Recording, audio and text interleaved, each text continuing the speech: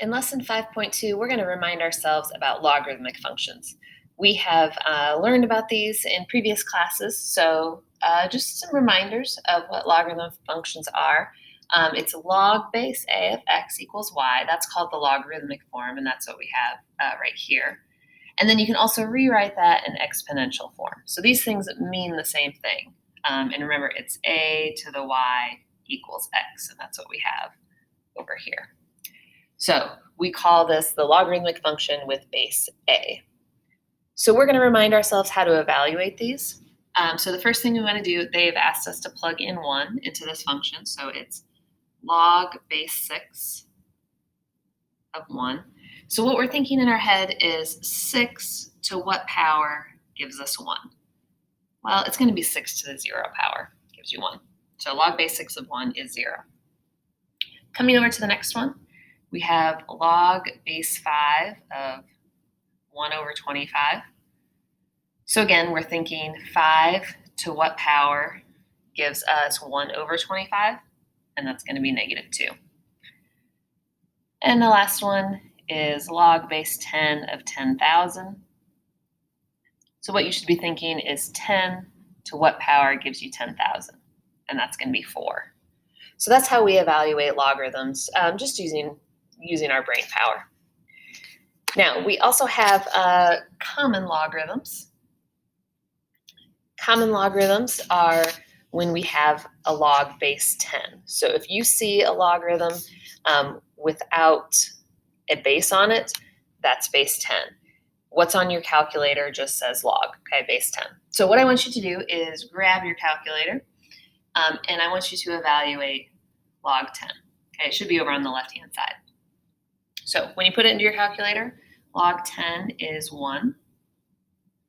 Log 1/3 is, I have to pick up my calculator to find out what that is. Log 1/3 is -0.477.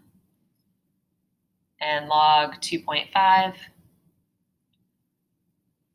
is 0.398. And what that means is 10 to the 0.398 power would give you 2.5.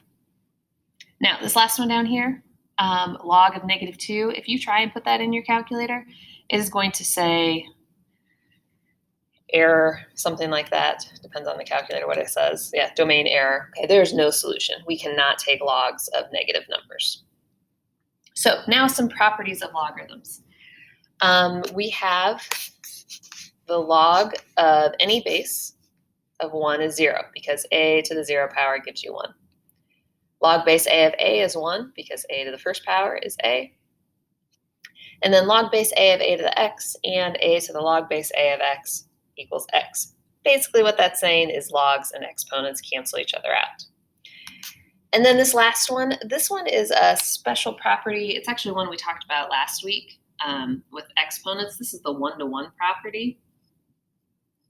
And what it says is if you have 2 logs, same base, on each side, so 1 on each side, we can kind of ignore the logs and say, look, that means that x equals y.